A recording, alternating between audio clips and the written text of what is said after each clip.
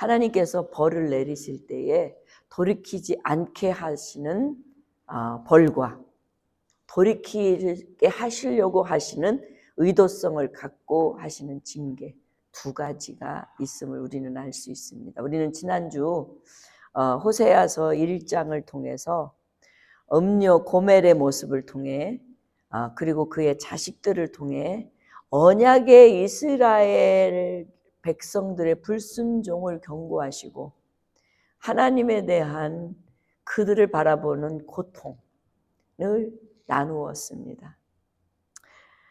마치 결혼한 아내와 남편이 얼마 안 가서 아내가 다른 남자하고 음행하는 이 모습을 발견한 남편의 마음, 엄청나게 고통이 심한 것임을 우리는 그냥 얘기만 들어도 느낄 수 있을 것 같습니다. 그런 것처럼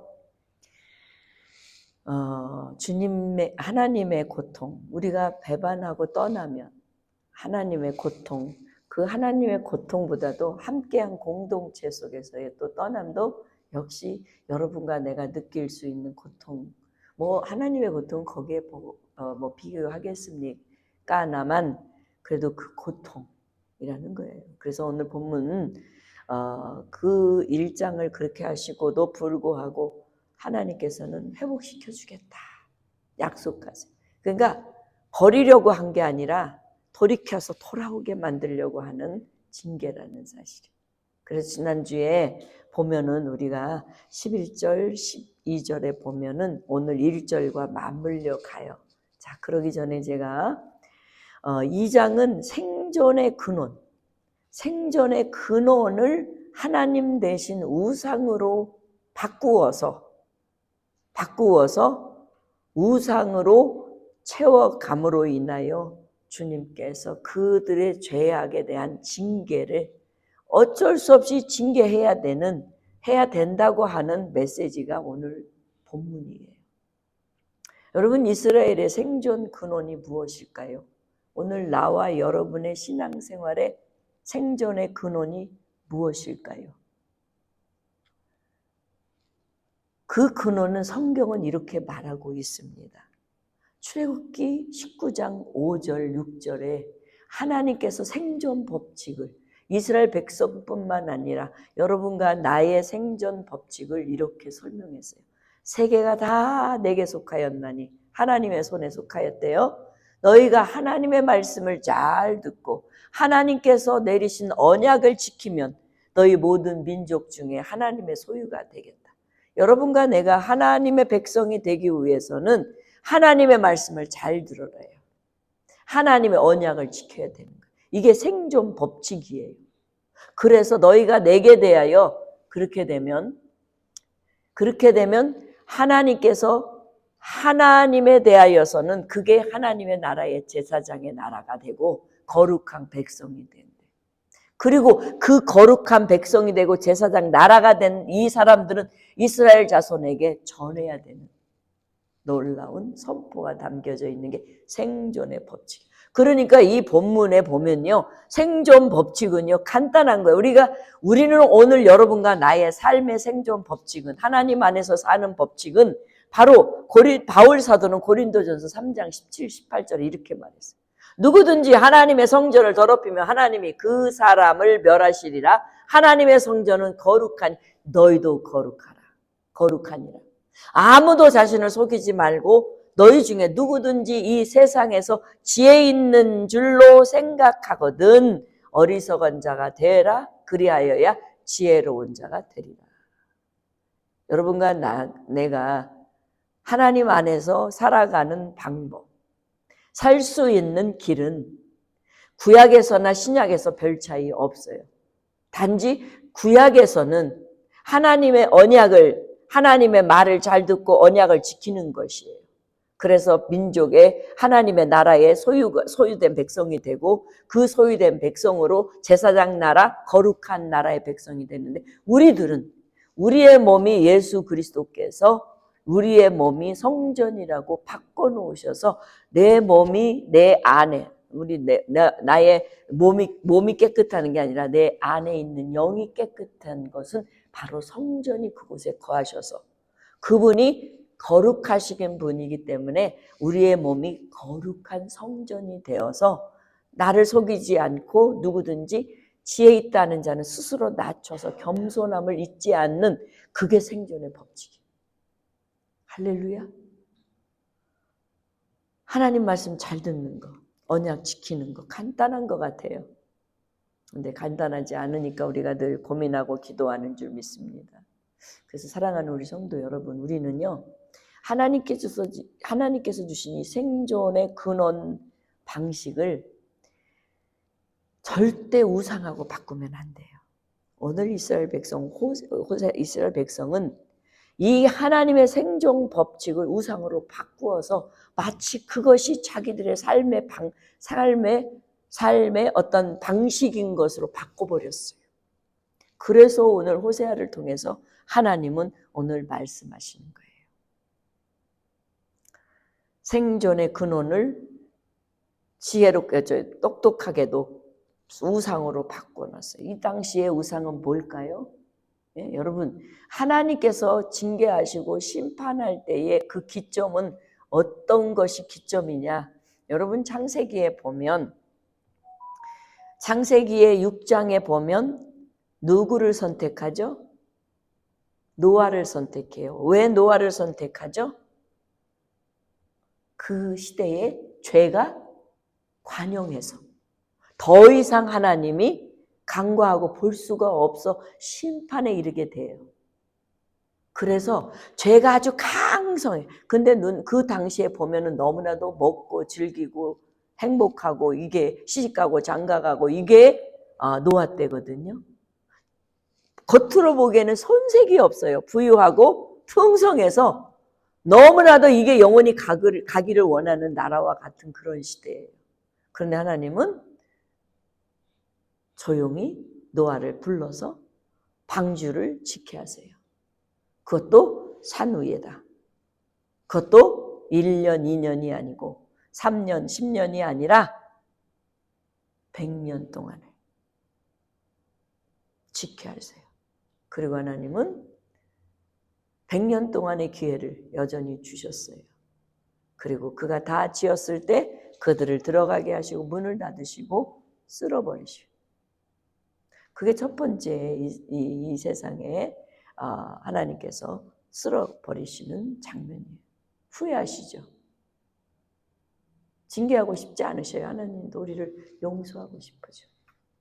또 있어요. 가다 보니까 아브라함을 부르시고 난 다음에 소돔과 고모라가 음행으로 깊은 늪에 빠졌어요. 천사가 가도 천사하고 음행하겠다고 나서는 시대예요. 얼마나 타락했는지. 그래서 어쩔 수 없이 그 땅도 하나님께서 심판하게 이르게 된 거잖아요.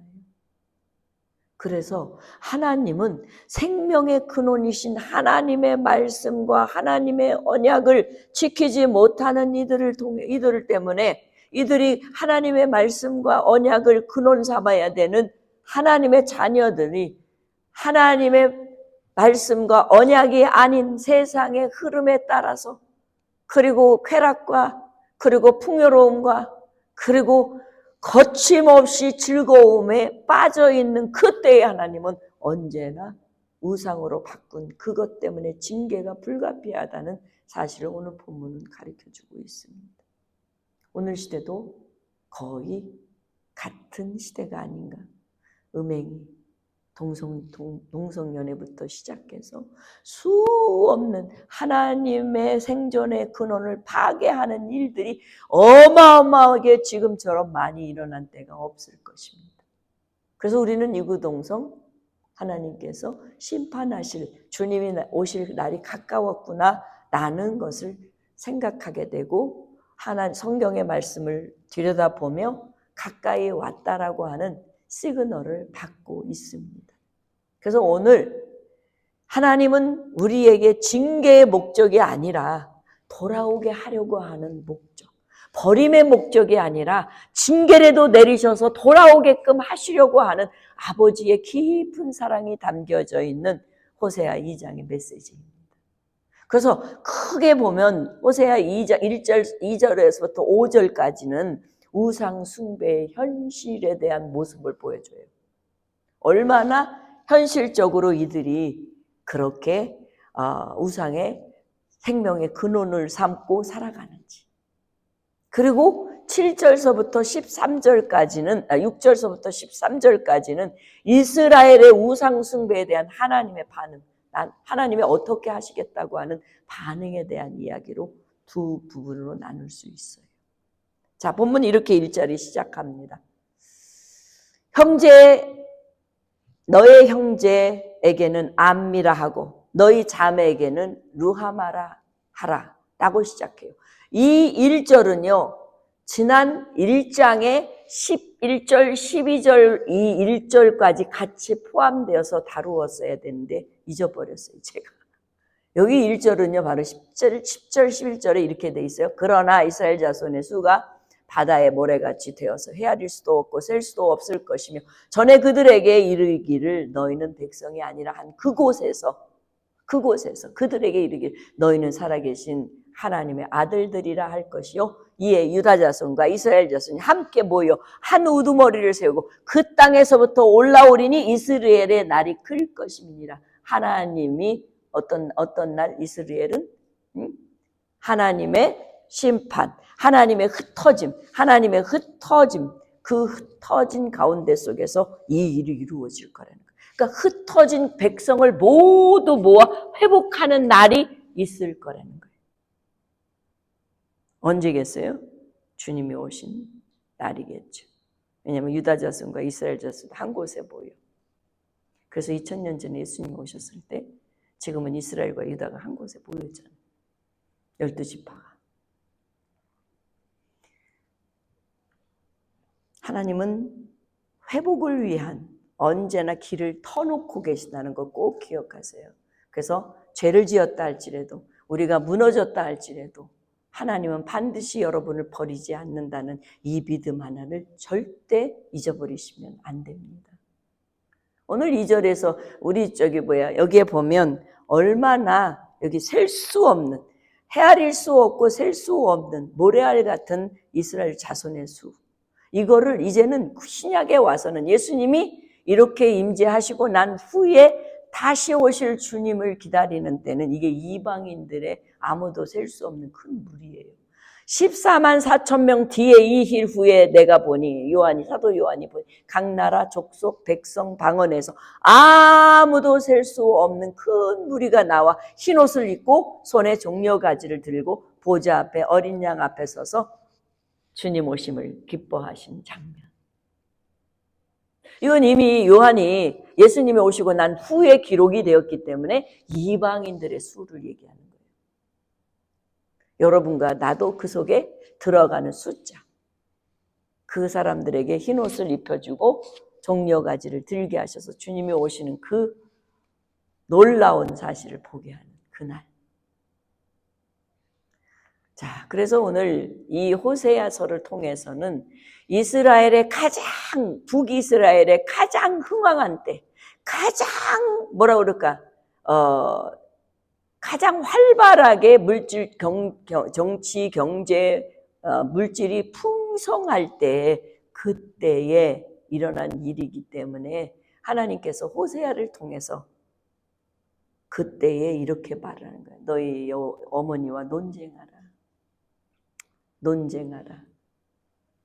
그리고 그는 내 아내가 아니요 나는 그의 남편이 아니라 그가 그의 얼굴에서 음란을 제하게 하고 그 유방 사이에서 음행을 제하게 하라. 그렇지 아니하면 내가 그를 벌거벗어 버려서 나된 것 그 나던 날과 같게 할 것이요 그로 광야 같게 되게 하며 마른 땅같이 되게 하여 목말라 죽게 할 거래요. 무엇을 논쟁하라는 걸까요? 제가 유진 피터슨의 내용을 아주 쉽게 여기 기록된 내용을 이렇게 읽어드리겠습니다. 너희 어머니를 법정으로 끌어내라. 그리고 그녀를 고발해라. 그녀는 더 이상 내 아내가 아니고 나는 더 이상 그녀의 남편이 아니다. 그녀에게 창녀처럼 입고 다니지 말라고, 가슴을 전시하고 다니지 말라고 전하여라. 그녀가 내 말을 따르지 않으면 나는 그녀의 옷을 다 빼앗고 갓 태어난 아기처럼 완전히 발가 벗길 것이다. 그녀의 피부를 바싹 마른 가죽처럼 만들고 그녀의 몸을 황량한 불모지와 사막에 쌓여있는 뼈 무더기처럼 되게 할 것이다. 무섭지 않아요? 하나님께서는 생존의 근원이신 하나님을 버리고 음행, 우상으로 빠져있는 이스라엘을 지금 책망하는 내용이에요. 여인에게 주었던 모든 하나님의 생존 근원을 주셨던 걸 다 빼앗겠다는 거예요. 다 빼앗겠다는 거예요. 그리고 원래 상태로, 태어나자마자의 그 상태로 돌아가게 하겠다는 거예요. 여러분, 이게요, 우리가 신앙생활하면서 생존의 근원 되시는 하나님의 말씀에 귀를 기울이고 언약을 따라 순종하고 나갈 때는 정말 하나님이 주시는 풍성한 은혜로 살아갈 수 있지만, 반대로 그건 놔두고 그것보다 우선인 다른 것들을 찾아다니시면 하나님께서는 그때부터 핍핍하게 돼요. 우리의 삶이. 여러분이 꼭 기억해야 할 것은, 내가 핍핍하게 되고 문제가 되고 고난이 되면 누구로부터 저주받았다고 생각하지 마시고요. 내가 하나님과의 관계가 허물어졌나? 그러면 무엇이 허물어졌지? 무엇이 하나님의 생명의 근원을 내가 망가뜨렸지? 라고 깊이 생각하고 깨닫는 시간이 되기를 주의 이름으로 축원합니다. 굉장히 중요합니다. 신앙생활에서. 많은 신앙인들이 자기가 잘못한 건 생각을 안 하고 누구한테 누구 때문에 무엇 때문에 자기의 어떤 실수 때문에 이렇게 몰아가요. 하나님께서는 시그널을 주세요. 사랑하는 자에게 언제나 아주 센시티브하게 주십니다. 그때 돌아와야 될 부분은 내가 하나님이 주신 생명의 근원을 내가 어떻게 망가뜨렸지? 뭐를 유심하게 생각하지 않았지? 돌아오는 나와 여러분이 되기를 주의 이름으로 축원합니다. 다 빼앗는데요. 다 빼앗는데요. 자, 여러분, 우리가 요즘 욥기를 읽는데 욥이 하루아침에 다 빼앗겨요. 근데 원인은 몰라, 욥은. 그런데 염장을 지르는 사람들이 있어. 욥을 위로하러 온 친구들이 네가 죄를 안 지었으면 그렇게 하겠냐? 죄하고는 상관이 없습니다. 하나님의 자녀들에게는요. 훈련이고 징계고 돌아오기를 원하는 하나님의 간절한 사랑의 메시지라는 사실이 있는 거예요. 욥은 그걸 알아요. 근데 친구들은 모르고 짓거려요. 짓거린다는 것이라고 표현이 맞을 것 같아요. 사랑하는 성도 여러분. 그래서 오늘 본문에 보면 4절, 내가 그의 자녀를 궁일이 여기지 아니하니 이는 그들이 음란한 자식들이라. 그 어머니가 난 자식들 역시 음란한 자식들이라는 거예요. 그래서 이 4, 5절을 하나같이 차창가에서 태어난 그녀의 자식들도 나는 다 버릴 거야. 사실 똑바로 보아라. 너희 어머니는 창녀였고 너도 그 안에서 사생하다. 그녀는 말한다. 나는 내 애인들을 찾아갈 거예요. 그들은 내게 포도주를 건네고 만찬을 베풀어 줄 거예요. 그리고 옷도 주고 어루만져 주고 향수를 뿌려주고 치장해 줄 거예요. 옷을 입혀주고 어루만져 향수를 뿌려 치장해 줄 거라는 거예요. 이스라엘에 음란한 어미를 두었기 때문에 이스라엘의 모든 백성 역시 음란의 행위와 우상에 빠져 우상 숭배의 탐욕으로 더러워져 주위에 있는 이방 나라들의 정치적인 힘과 부를 의존해서 하나님으로부터 심판의 경고 소리를 듣는 게 이거예요. 이들이 이것을 왜 하나님은 이렇게 말씀하실까? 돌아오기 위한 하나님께서 애절한 호소예요.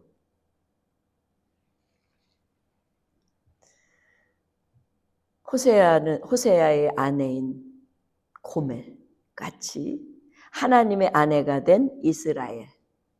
음행이 매우 적극적이고 뻔뻔스러운 이방 나라, 애굽과 아수르의 정치적인 권세를 의지하고 불의지하고, 그리고 그것뿐만 아니라 바알을 섬기며 거짓 신을 바알들을 섬기며 우상 숭배에 연애하고 있기 때문에 음란하다고 하나님은 평가한 거예요. 여러분이 이스라엘 북이스라엘의 마지막 왕이 누구죠? 오늘 선지자 호세아지만 호세아거든요. 근데 언제 이스라엘이 망했어요? 여로보암 2세 때 치하에서 막대한 부와 권력을 다 차지했거든요. 그러니까 그게 아주 획기적인 부귀와 영화에 이방 신호 폭 빠졌어요. 그래서 예레미야는 이 부분을 이렇게 설명하는 거예요. 우리 입에서 낸 모든 말을 반드시 실행하여 우리가 본래 하던 것, 곧 우리와 우리 선조와 우리 왕들과 우리 고관들이 다 유다 성읍들과 예루살렘 거리에서 하던 대로 하늘의 여왕에게 분향하고 그 앞에 전제를 드리리라. 그때는 우리가 먹을 것이 풍부하며 복을 받고 재난을 당하지 아니했다. 하나님이 하신 게 아니라 누가 했다고요? 네? 이방의 왕들이, 이방 신들이 그렇게 풍부하게 만들어 주었다는 거예요. 그래서 우리가 하늘의 여왕에게 분향하고 그 앞에 전제드리던 것을 패한 후부터 모든 것이 궁핍하고 칼과 기근의 멸망을 당하였느니라고 이렇게 한다는 거예요. 그래서 하나님은 어쩔 수 없이 하나님께서는 처절하게 이들에게, 이렇게 자랑하는 이들에게 본문 6절에 7절 넘어가서는 이렇게 말씀하세요. 그러므로 내가, 하나님 가시로 그 길을 막으며 담을 쌓아 그로 그 길을 찾지 못하게 하리니 그가 사랑하는 자를 따라갈지라도 미치지 못하며 그들을 찾을지라도 만나지 못할 것이라. 그제야 그가 이르기를 내가 본 남편에게로 돌아가리니 그때의 내 형편이 지금보다 낫다라고 하겠다는 거예요. 그 깨닫는 거죠. 그죠? 그런데 주님이 그 깨달은 이들에게 이제 더 나은, 더 좋은 거를 주시겠죠? 깨닫는데 여러분, 사랑하는 성도 여러분, 하나님은요, 우리 백성들로 인하여 수치스럽게 우상의 길을 걷다가 돌아온다고 해서 확 바뀌어지게 하지 않아요. 하나님도 응당한 대가를 치르고 나서야 깨닫는다는 거예요. 이걸 믿음으로 알면 우리가 마구잡이로 안 살아요. 근데 이걸 모르니까 죄를 쌓고 쌓아도 그게 죄인지 모르고 그게 하나님과 나하고 담을 쌓는지 모르고 살아가는 게 바로 오늘 우리들의 신앙이 될까 두렵습니다. 그가 사랑하는 자를 따라갈지라도 미치지 못하게 하신다는 거예요. 그를 찾을지라도 만나지 못하게. 누가? 하나님. 그제야 그들이 깨닫기를 내가 본 남편에게로 돌아가. 본 남편은 누구야? 하나님께로 돌아가야 돼. 그때 내 형편이 지금보다 나았다. 그래도 그걸 기억하네. 그래서 욥기에 보면 욥기 19장 8절에 보면 그가 내 길을 막아 지나가지 못하게 하고 내 앞길에 어둠을 두셨다. 못 지나가게 할 때는 하나님 바라보시면 됩니다. 예레미야 애가 3장 7절에 나를 둘러싸서 나가지 못하게 하시고 내 쇠사슬을 무겁게 하셨으며 못 가게 하시고 안 되면 돌아오면 되는 거야. 그런데 이 자존심 때문에 못 돌아오면 정말 심각한 거예요. 내 영혼이 지옥이냐 천국이냐 이 갈림길에서 자존심이 밥 먹여줘요? 응? 진짜 심각하게 생각할 부분이거든요. 그래서 히브리 기자는요, 히브리서 12장 8절에 징계는 다 받는 거야. 우리 예수 믿는 사람만 징계받는 게 아니라 예수 믿지 않는 사람도 징계를 받아. 그런데 그게 없으면 히브리 기자는 하나님이 낳은 자녀가 아니라는 거예요. 그러니까 징계를 투덜투덜 거리지 말고 감사히 받고 내가 돌아오면 된다는 거예요. 이스라엘 지금 그렇게 원하고 있거든요. 이스라엘 백성들을. 그래서 징계를 통한 우상들의 헛됨과 이방 나라들의 무력함을 깨달은 뒤 하나님 외의 무가치함을 깨닫는 자에게는 회개로 돌아오는 자에게 회복의 길이 열어진 거예요. 하나님의 사랑은 징벌이 없다면 불가능해진다는 거예요. 하나님의 사랑의 회복이. 징벌이 있는 것이 맞는 거예요. 그래서 보면 오늘 8절, 9절, 10절은 뭐라 그러냐면 그녀는 몰랐어요. 그동안 그녀에게 포도주를 건네고 만찬을 베풀어주고 아름답게 단장시킨 이가 다름 아닌 하나님이었다는 걸. 그녀가 광란의 바알 파티를 허비해버린 그 세련된 옷과 보석들을 건넨 이가 다름 아닌 하나님이었다는 걸. 나는 곧 그녀를 재판에 불러낼 거야. 포도주 만찬도 이제 끝이야. 실크 속옷도 가운도 다 지난 이야기야. 나는 그녀의 음부를 다 노출되게 만들 것이며 그녀 곁에서 하룻밤 애인 행세하던 자들도 그녀를 돕지 못하게 할 거야. 이제 파티는 끝났죠?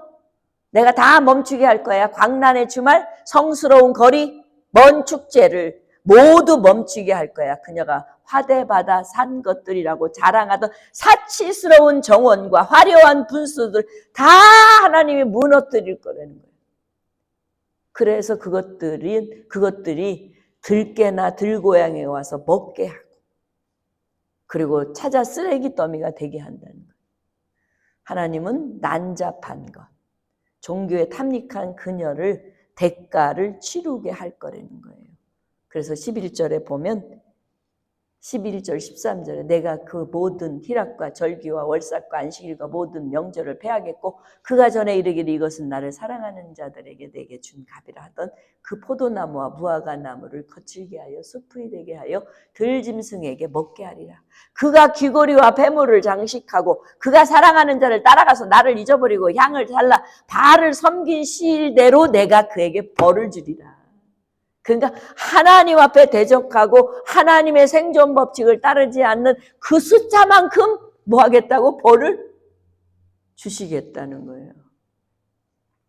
사랑하는 성도 여러분, 하나님의 오늘 본문을 통해서 하나님은 이스라엘은 마치 남편을 떠난 다른 남자를 따르는 아내처럼 우상 숭배와 배신을 행한 까닭으로 이렇게 말씀하신 거거든요. 하나님은 그들에게 버리지 아니하시고 길을 막고 즐거움을 거두고 수확을 빼앗기는 징계를 내려주겠다는 거예요. 이건 단순한 심판이 아니에요. 다시 하나님께로 돌아오게 하려는 사랑의 징계지 심판이 아니라는 거예요. 버림이 아닌 돌이킴을 위한 징계라는 거예요. 그러므로 우리가 여기 오늘 본문에서 얻을 수 있는 영적 교훈은 무엇일까? 저는 세 가지를 한번 생각해 봤어요. 첫 번째는 징계는 버림이 아니라 하나님께서 포기는 없고 돌이킴을 위한 채찍으로 사용하셨다고 저는 봅니다. 하나님께서 떼찌라고 표현이라는 거예요. 그래서 히브리 기자는 주께서 그 사랑하는 자를 징계하시고 그가 받아들이시는 아들마다 채찍질, 안 받아들이시면 채찍 안 받아. 안 받으시면 안 아파. 더 오히려 쌩쌩해. 그러나 그때 그 나머지 마지막의 결과는 심각해져. 그래서 히브리 기자 12장 11절에 히브리 기자는 이렇게 말해요. 무릇 징계가 당신에는 즐거워 보이지 않고 슬퍼 보이나 후에 그로 말미암아 연단받은 자들은 의와 평강의 열매를 맺느니라. 반드시 하나님이 징계 후에 주는 의, 평강, 그 열매를 우리가 누리는 나와 여러분이 되실 주의 이름으로 축복합니다. 그래서 징계를 마다하지 마세요. 힘들어요. 그죠? 그러나 그 징계 이후에는 우리에게 하나님께서 의롭다고 다시 칭해 주시고 이게 연단 과정이라고 평강을 주시는 줄 믿습니다.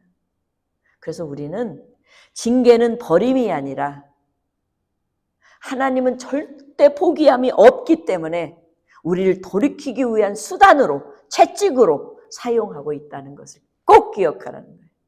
두 번째, 우리의 의지하던 것들이 무너지면 은혜의 공급을 거두실 때 우리가 의지하던 모든 것들이 무너지잖아요. 은혜의 공급이 딱 끊기잖아요. 그때에 그 빈자리를 통해 하나님을 찾게 되도록 하심을 깨닫게 하는 거예요. 그래서 요엘서는 여호와의 말씀에 너희는 이제라도 금식하고 울며 애통하고 마음을 다하여 내게로 돌아오라. 너희는 옷을 찢지 말고 마음을 찢어 너희 하나님 여호와께로 돌아올지어다. 그는 의로우시며 자비로우시며 노하기를 더디하시며 인애가 크시사 뜻을 돌이켜 재앙을 내리지 아니하겠다. 여러분, 다윗이 말년에 말년이 참 중요해요. 말년에 젊었을 때는 열심히 하나님 말씀에 순종하고 열심히 그 뜻대로 살다가 말년에 인구조사로 인해서 백성이 하루에 7만 명이 죽는 어처구니 없는 일을 벌어지게 했어요.